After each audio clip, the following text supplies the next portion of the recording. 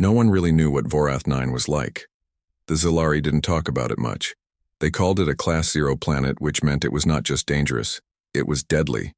It was the kind of place that could kill you in minutes if you weren't careful, or even if you were. Its air was thick with chemicals that burned human lungs. Its ground was covered in moss that ate through armor. Lightning storms rolled across its surface like oceans of fire. And the creatures? No one had seen them up close and lived long enough to describe them. But now, for reasons only the Zilari understood, they wanted to test humans on it. They came to Earth with a message. Send 10 volunteers to Vorath 9 for 30 days. If they survived, humanity would earn limited recognition among the stars. If they died, well, no one would blame the Zilari. After all, it was just an experiment. Earth didn't hesitate. Not because they trusted the Zilari, but because they couldn't afford to say no. The call went out across Earth. Volunteers were needed. The mission was dangerous. Survival was not guaranteed. But the reward, a chance to prove humanity's worth, was too big to ignore. From every corner of the world, people stepped forward.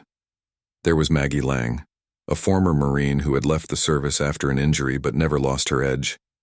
She trained survivalists in the mountains of Colorado when she wasn't hunting or hiking alone through the woods. When she saw the call for volunteers, she signed up without telling anyone. Then there was Eli Thompson, a geologist from Texas who had spent years studying volcanic vents and extreme environments. He loved danger, but more than that, he loved discovery.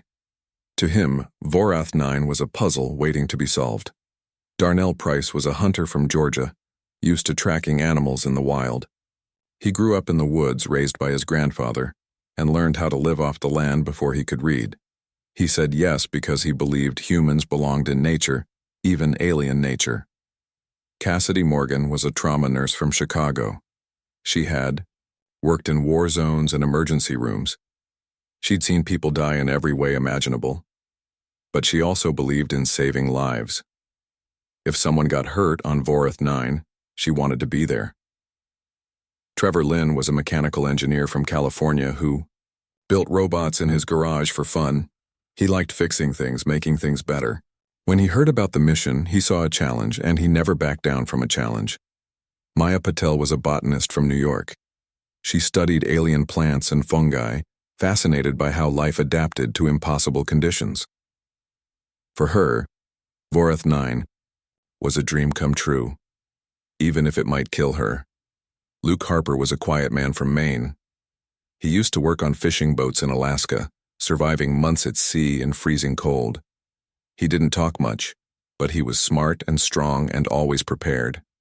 He didn't care about fame, he just wanted to see what was out there. Riley Carter was a tech hacker from Florida. Young, fast-talking, and brilliant, Riley had been arrested twice for breaking into secure systems. But they were also loyal, resourceful, and fearless. When the government offered them a clean record in exchange for joining the mission, they jumped at the chance. Jenna Brooks was a journalist from Boston.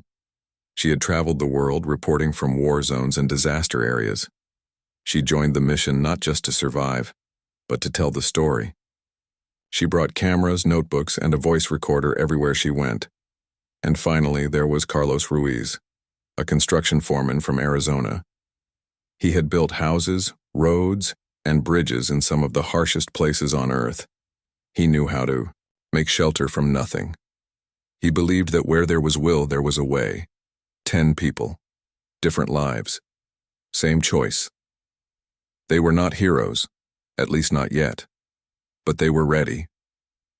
Preparation took weeks. The humans were given minimal gear, basic tools, survival suits, and emergency rations.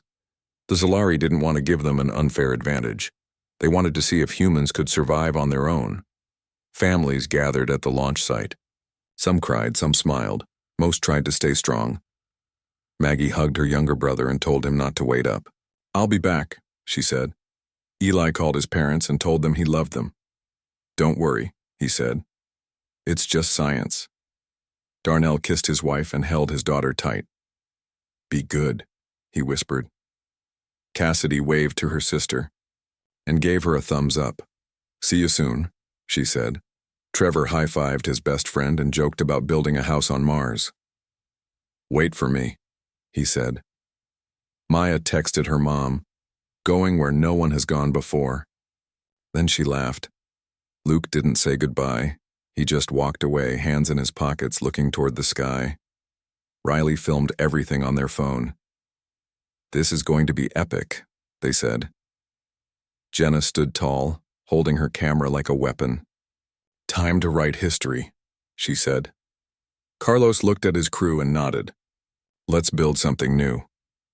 Then they boarded the ship. The trip took 2 weeks. The Zalari ship was cold and silent. Their pilots didn't speak much.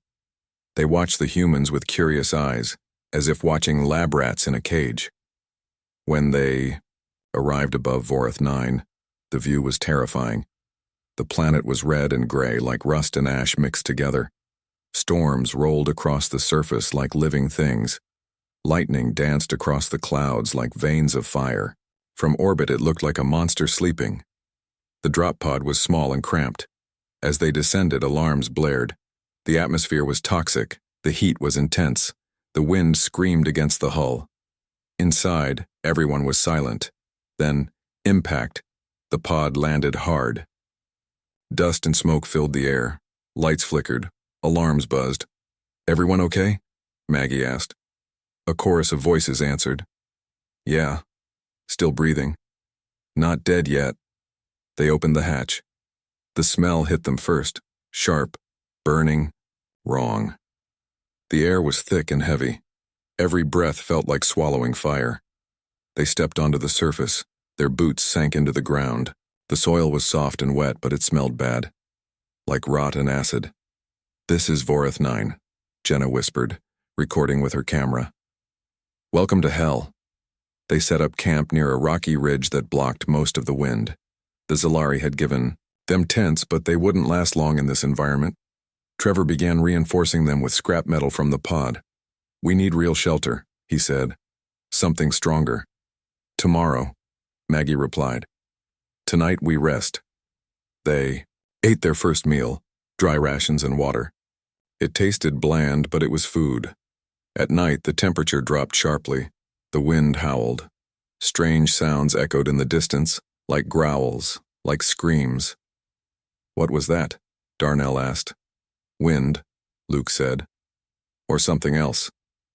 They kept watch in shifts. Sleep came slowly. Jenna sat outside writing in her notebook.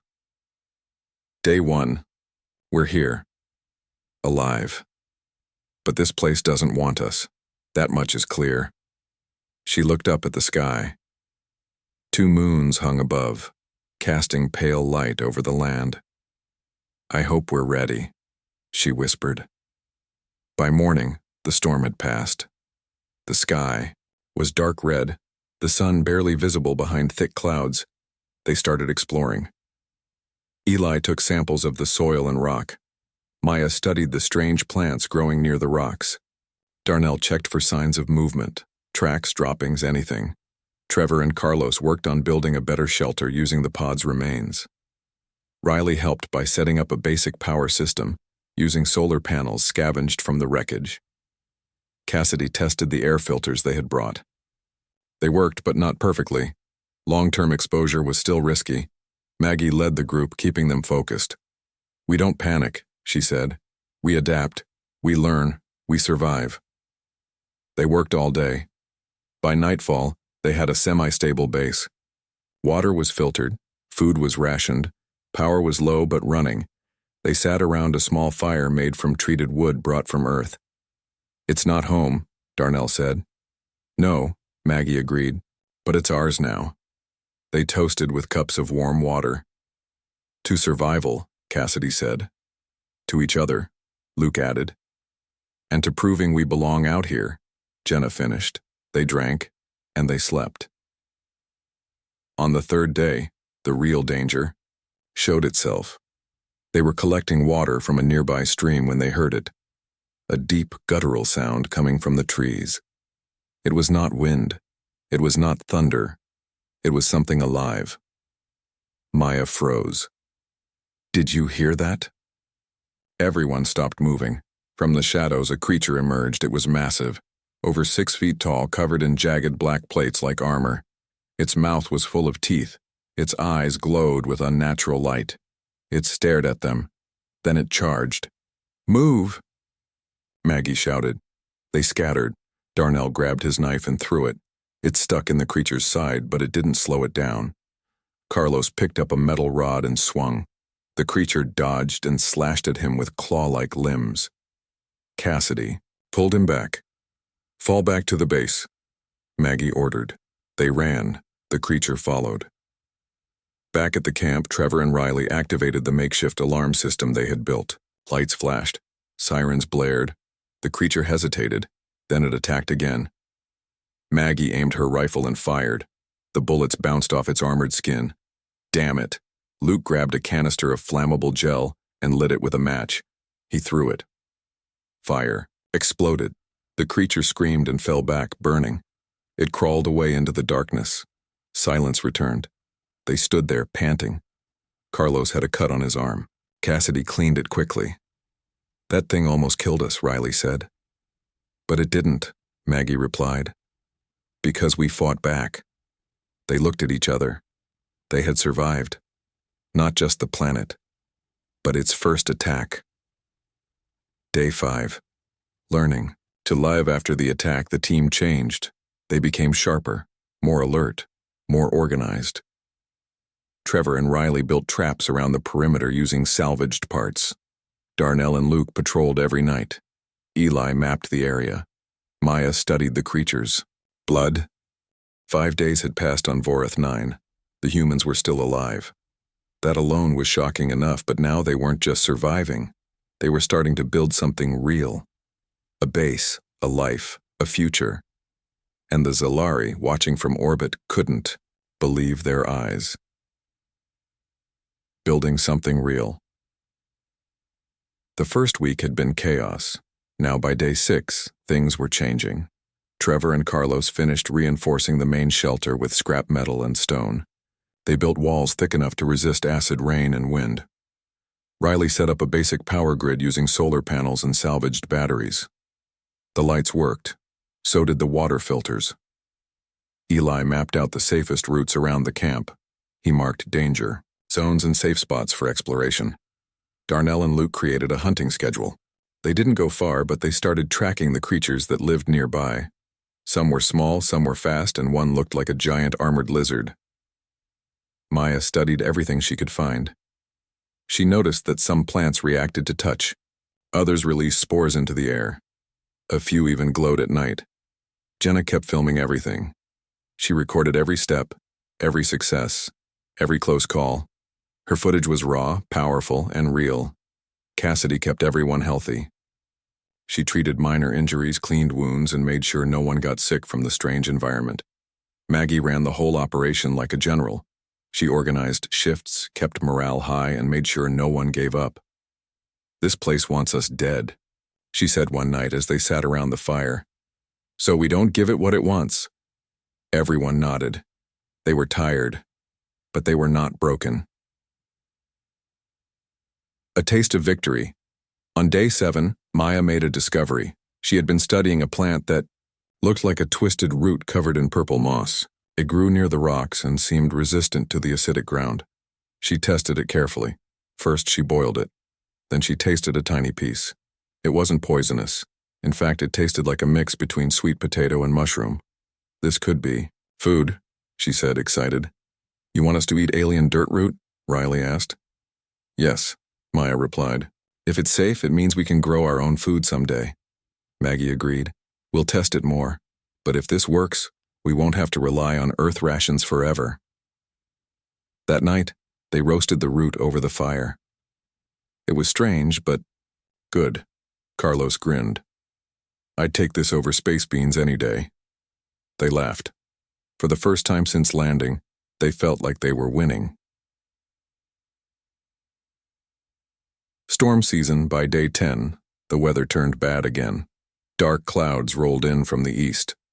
The sky turned red, then black. Winds howled through the trees. Then came the storm. Lightning struck the ground in bursts of blue fire. Acid rain fell like needles. The humans stayed inside. They watched from the shelter as the world outside burned. "It's like nature hates us," Riley muttered. "No," Eli said. "It doesn't know we're here. That's the problem." They waited it out. Hours passed. Finally, the storm moved on. They stepped outside. Everything was wet. Everything smelled burnt, but the base was intact. "We survived," Cassidy said. "Barely," Luke added. They checked their supplies. Water was low, power was weak, but nothing was lost. "We rebuild," Maggie said, and so they did. First contact with the enemy on day 13. The real fight began. They were collecting samples when Darnell heard it. A deep, guttural growl. He stopped walking. "You hear that?" Everyone froze. From the shadows, 2 scorch beasts appeared, larger than before, angrier, hungry. They charged. "Get back!" Maggie shouted. Bullets bounced off their armor. Carlos swung a metal bar. One beast dodged and slashed at his leg. He fell. Cassidy pulled him away. Luke grabbed a fire canister and threw it. Flames exploded. One beast screamed and ran. The other lunged. Maggie tackled it with her knife. They rolled in the dirt. The creature clawed at her chest plate. She stabbed it in the eye. It shrieked, then went still. Silence. Maggie stood up, breathing hard. Carlos had a cut on his leg. Cassidy cleaned it fast. "That was too close," Riley said. "They're getting bolder," Eli added. "We need better weapons," Maggie said. No one argued. They carried their fallen comrade back to base, and they started planning. New defenses. Over the next few days, they worked non-stop. Trevor and Riley built electrified traps around the perimeter. They used old drone parts and wires from the drop pod. The traps were simple but deadly. Darnell and Luke set up watchtowers made from scrap metal. They took turns, watching the forest. Eli and Maya searched for natural ways to protect themselves. They found a plant that released a strong smell. Animals avoided it. "If we plant these around the base," Maya said, "it might keep them away." They tried it. It worked. Within days, fewer creatures approached. The humans were learning, not just to survive, to defend themselves, to win. Life on Vorath, 9 by day 20, life had changed. They had a real base. They had routines. They had rules. They even had names for things. The forest where they collected wood became the Grove. The stream they drank from was called Clear Creek. The area where the beasts attacked was named the Kill Zone. Jenna filmed a short video. Day 20. "We've been here 3 weeks. We've faced storms, monsters, and hunger, but we're still here. Not just surviving on living. This isn't just a mission anymore, this is home." She ended the video with a smile. Back on Earth, people watched. They cheered, they cried, they believed.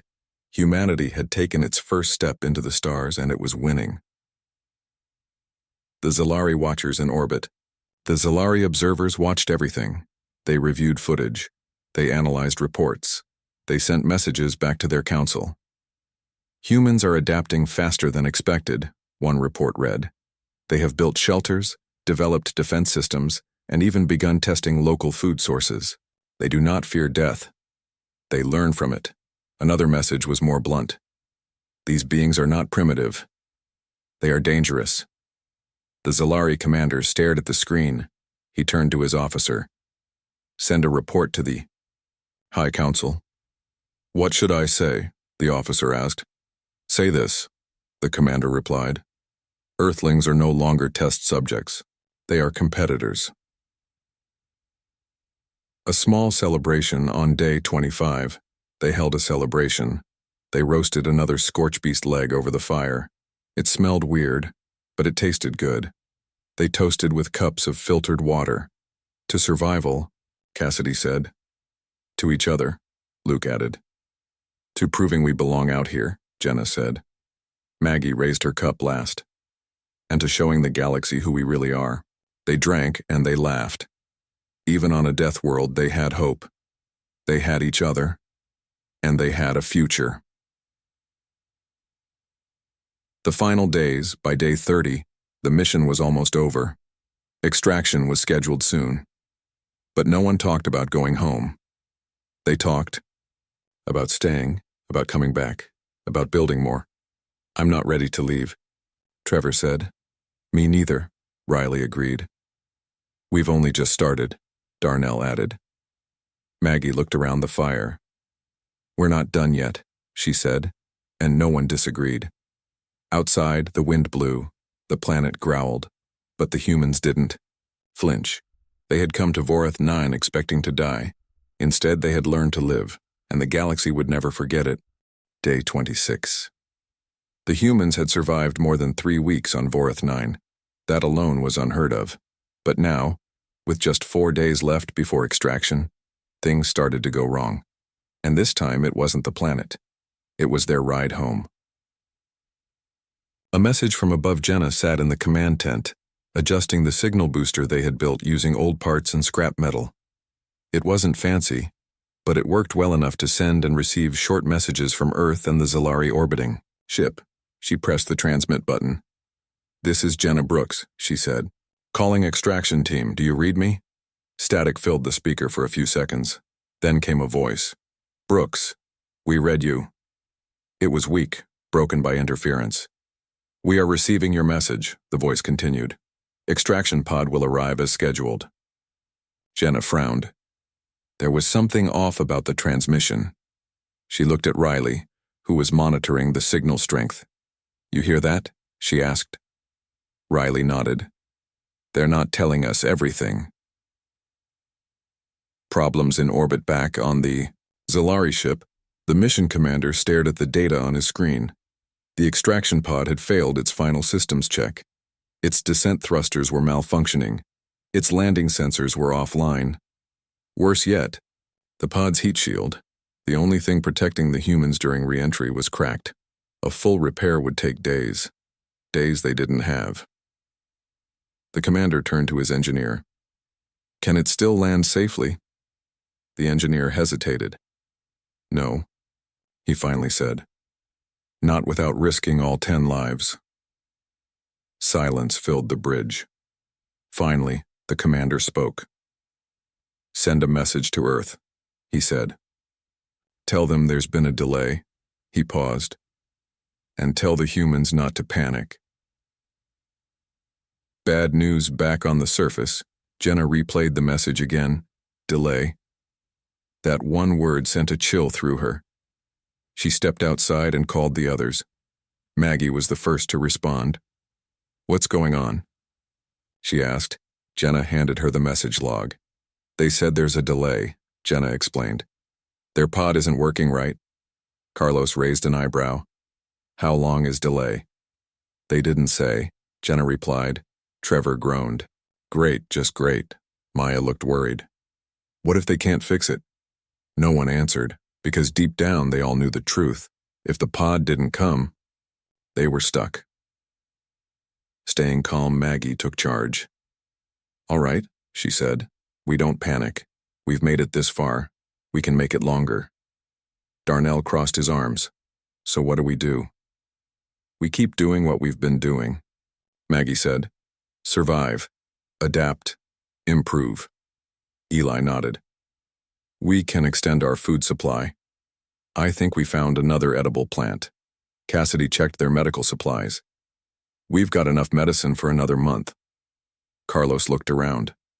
"We can reinforce the base, make sure we're ready for anything." Trevor grinned. "And maybe we can fix the pod ourselves." Everyone turned to him. "You serious?" Luke asked. "Maybe," Trevor said. "I mean, we've fixed worse with less."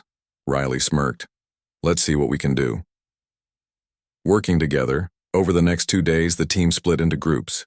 Trevor and Riley focused on the communication system. They tried to boost the signal so they could get more details from the Zalari.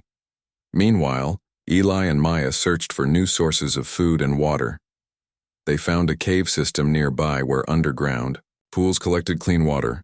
"It's safe," Maya confirmed after testing it. "We can use this." Carlos and Darnell worked on reinforcing the base. They added extra walls, traps, and even a small greenhouse made from salvaged glass and plastic. Luke and Cassidy kept watch. They patrolled every night, watching for scorch beasts and other dangers. Maggie oversaw everything. She made sure everyone stayed focused, stayed strong, stayed alive. First real fight on day 28, the scorch beast returned. This time, there were more of them. 5. They came out of the forest like shadows. The alarms blared, lights flashed. The humans scrambled. Maggie grabbed her rifle. "Everyone to the perimeter," she shouted. Trevor activated the electric traps. Sparks flew. One beast fell, howling in pain. Darnell and Carlos fired warning shots. 2 beasts ran away, but 3 stayed. They charged. Luke threw a fire canister. It exploded in front of them. 1 beast caught fire. It screamed and collapsed. 2 left. Cassidy and Maya used smoke bombs made from old flares. Thick clouds filled the air. The remaining beasts coughed and stumbled. Maggie aimed carefully. She shot one in the leg. It fell. The last one lunged. At her, she dodged, then stabbed it in the neck. It went limp. Silence. They stood there, breathing hard. The battle was over, but they were tired, bruised, scared, and more aware than ever that this place would never stop trying to kill them.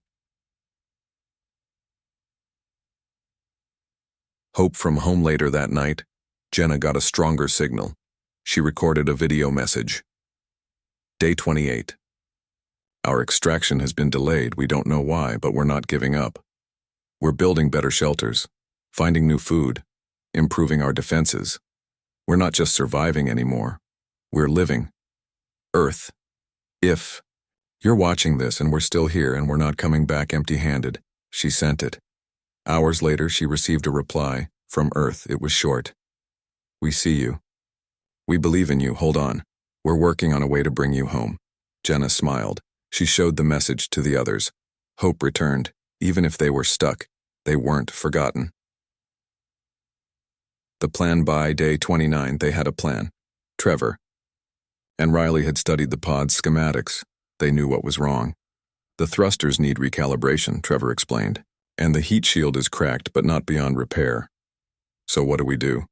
Darnell asked. We fix it, Riley said. From down here. How? Luke asked. Simple, Trevor said. We build a signal booster strong enough to override the pod's control system, then we reprogram it remotely. Carlos blinked. You want to hack a spaceship from the ground? Yep, Riley said. Should be easy. Everyone groaned, but they agreed. They had no choice. Building the signal tower. They worked all day. Carlos and Darnell gathered metal scraps and wires. Eli and Maya dug trenches for grounding. Trevor and Riley built the main transmitter. Maggie coordinated everything. By sunset, they had a tower. It wasn't pretty, but it was tall, and it was strong. They powered it with the solar panels and batteries. Then, they tested it. Riley typed in a command. The tower hummed. The signal reached the pod. We've got contact, Riley said. Trevor grinned. Time to work some magic. They began reprogramming the pod. It was slow. Every line of code had to be perfect. One mistake could mean disaster. But they didn't give up. They worked through the night. Day 30. The final test at dawn. They finished. The pod was ready. Now, they had to send the signal. Riley hit the final key. The pod responded. Engines fired. Thrusters adjusted. Heat shield locked into position. It hovered above the surface, ready to land. They watched in silence. Then, it landed, right in front of them. They stared, then cheered. Carlos hugged Maya. Darnell high-fived Luke. Trevor and Riley fist-bumped. Jenna filmed everything. Maggie walked up to the pod. She opened the hatch. Inside, it was empty. Safe. Ready. She turned to the group. Well, she said, who's ready to go home? They looked at each other. Some smiled, some hesitated. They had come to Vorath 9 expecting to die. Instead, they had learned to live, to fight, to build, to survive. And now, they had proven that humans could do more than anyone thought possible. One last look before they boarded, Maggie took one last walk. She stood on top of a hill and looked out over the base, the camp, the forest, the stormy sky. Everything, she whispered to herself. This isn't the end. Behind her, the others joined. They stood together. 10 brave souls. 10 survivors. 10 legends. And somewhere far away, the galaxy was watching, waiting, watching to see what humanity would do next. Back on Earth, the world was waiting. When the extraction pod finally lifted off Vorath 9 and began its journey home, people across the planet stopped what they were doing to watch. News stations replayed the moment, over and over. 10 humans had gone to a death world. They had survived, and now they were coming back. Heroes return. The return trip took 3 weeks. The Zalari ship carried them in silence. They were given food, clean air, and space to rest, but no one could sleep. They stared out the windows at the stars, thinking about what they had done, thinking about what it meant. Jenna kept filming. She recorded every second of their return. Day 42, she said into her camera. We're heading home. We made it, not just alive, but changed. Vorath 9 tried to kill us. It failed. Now we have to face something harder than storms or monsters. We have to face the world. No one argued with her, because they all knew the truth. Surviving Vorath 9 was just the beginning. Now came the real test. What would the world do with them? Welcome home. When they landed, the whole world watched. Crowds gathered at the spaceport. Flags waved. People cheered. There were reporters, cameras, flashing lights everywhere. Maggie stepped out first. She blinked in the sunlight, then smiled. Behind her, the others followed. Darnell hugged his wife. Carlos found his crew. Maya waved to her parents. Trevor high-fived his best friend. Riley gave a thumbs up to the crowd. Luke walked quietly, looking around like he didn't believe he was really back. Cassidy smiled for the first time in weeks. Eli looked up at the sky. Jenna filmed everything, and Maggie stood tall, looking at the crowd. She raised her hand. Silence fell. We went to Vorath 9, she said. We were told we wouldn't last a week. We lasted 30 days. We faced storms, monsters, and fear. But we never gave up. We proved that humans can survive anywhere. And now we're here to show the galaxy who we really are. The crowd exploded into cheers. A new kind of fame. In the days that followed, the team became famous. They were on every news channel, every newspaper headline, every social media post. They were called heroes, survivors, legends. Some called them dangerous. Others called them inspiring. Governments wanted to talk to them. Scientists wanted to study them. Corporations offered them money. But the team stayed together. They didn't sell their story. They didn't sign deals. Instead, they formed a group called Frontier First, carried their mission to make sure future explorers went to space not as lab rats or weapons, but as pioneers, with purpose, with respect, with humanity. The Zalari response back in space. The Zalari High Council held an emergency meeting. They reviewed footage from Vorath 9. They studied reports. They debated what to do next. Humans are not primitive, one council member said. They are not weak. They are not easy to control. Another voice spoke. They entered a death world with nothing but willpower, and they won. A third council member frowned. What does this mean for us? A long silence followed. Finally, the leader of the council answered. It means we must decide. Do we see them as allies? Or as enemies? Another silence. Then, a decision. We will monitor them closely. For now. But we must prepare. For what? For the day when they come to us. Not as test subjects, but as equals. Humanity's place in the stars back on Earth, the response was mixed. Some governments feared what had happened. If 10 humans could survive Vorath 9, what else could they do? Would other planets be tested? Would humans start colonizing places they weren't supposed to? But others saw hope. Young people started applying for space programs. Engineers built better suits and tools. Pilots trained for deep space missions. Humanity was ready to explore, ready to learn, ready to prove themselves again. And the Galactic Union, the group of alien species that governed interstellar relations, was watching carefully. A new mission weeks after their return, the team received a message from the Zalari. It was short. You have earned our attention. We offer you a new mission. Return to Vorath 9. This time not as test subjects, as pioneers. Maggie read the message twice, then looked at the others. Well, she asked, who's ready to go back? Everyone raised their hands, even the ones who had been hurt, even the ones who had almost died. They all knew. Vorath 9 wasn't just a mission, it was a challenge, one they had beaten once, and were ready to beat again. Building the future over the next few months, plans began. The government worked with scientists, engineers, and soldiers. They designed a new mission, a research outpost on Vorath 9. More than 10 people this time, 20, then 50, then 100. Trevor helped design better shelters. Riley built smarter computers. Darnell trained survival teams. Maya studied how plants could grow in alien soil. Carlos led construction crews.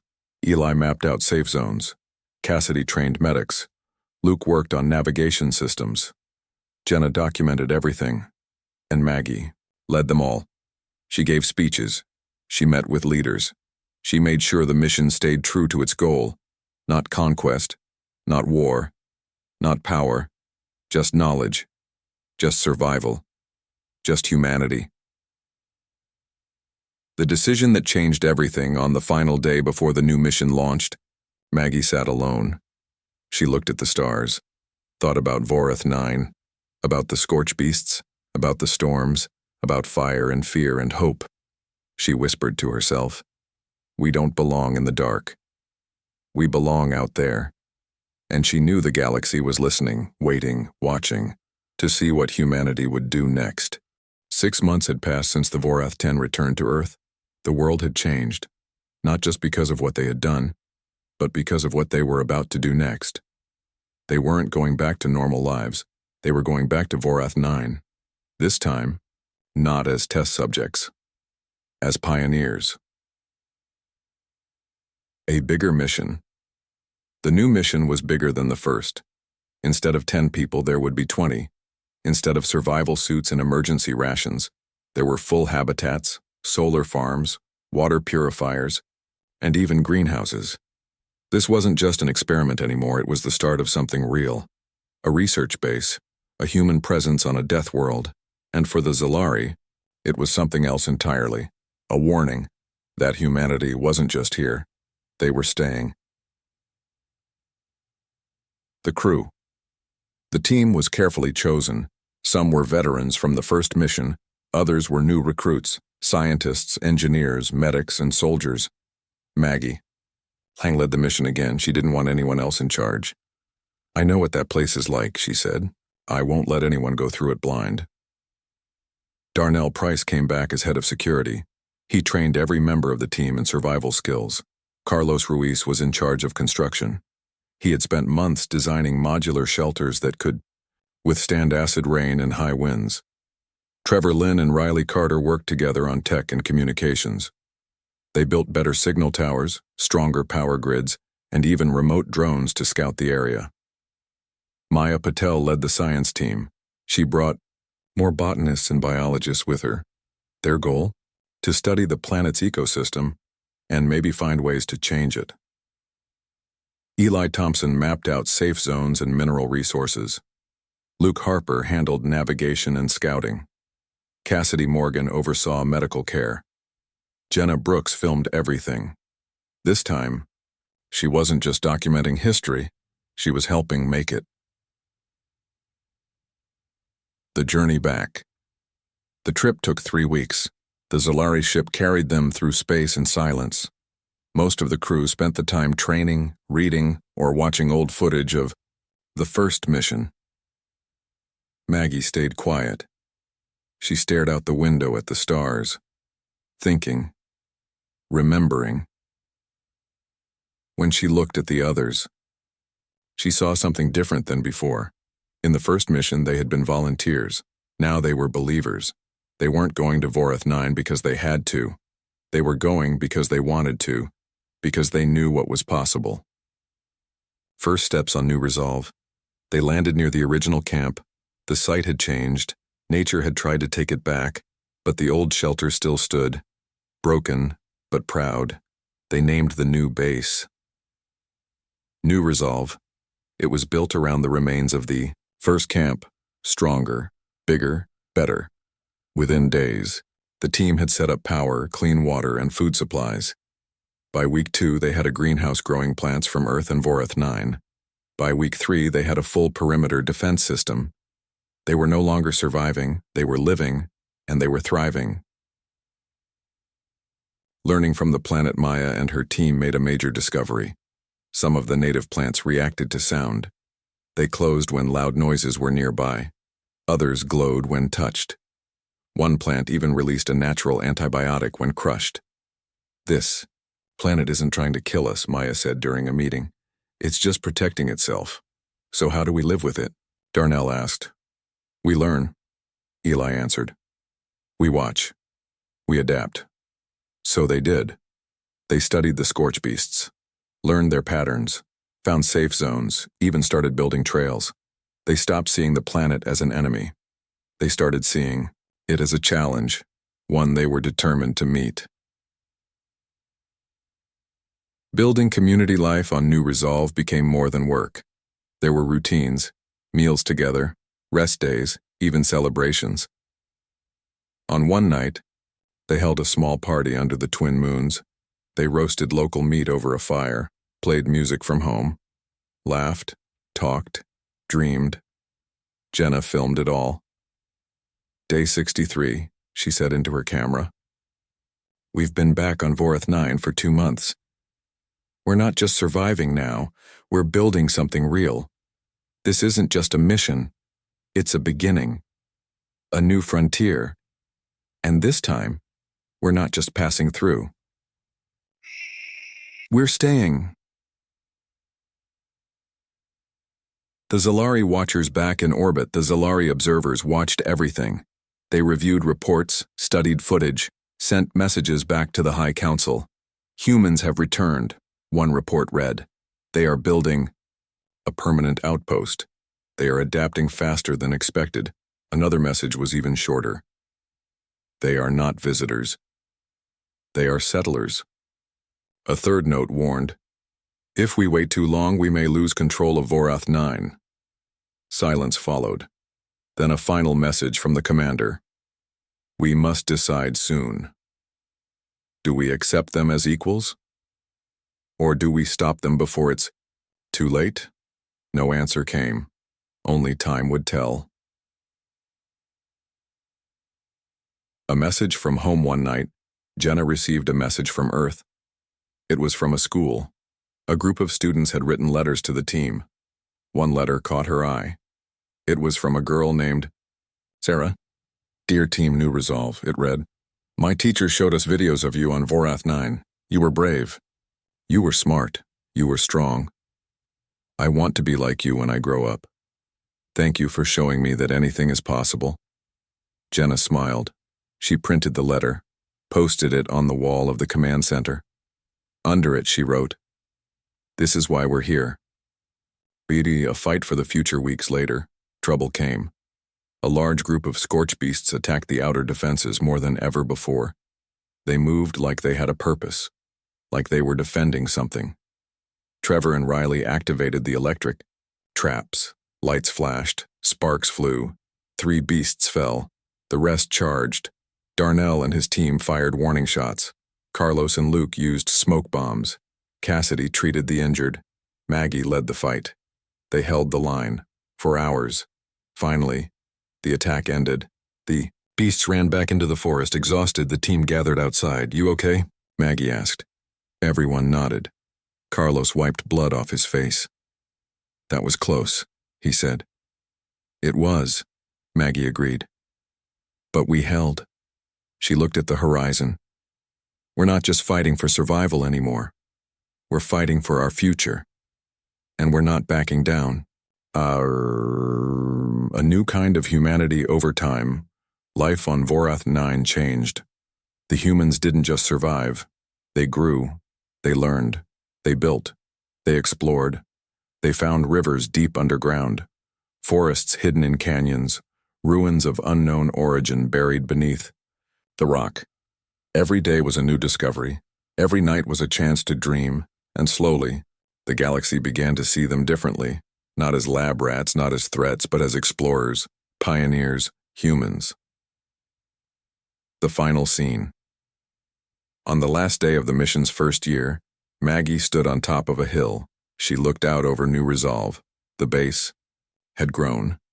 More buildings, more people, more hope.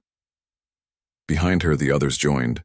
They stood together, looking at the stars, thinking about where they had come from, where they were going. Jenna turned on her camera. "Day 365, she said. "We've been on Vorath 9 for 1 year. We came here as test subjects. Now we're building a home. Humanity is not just here. We are part of the stars. And nothing will ever change that." She turned off the camera.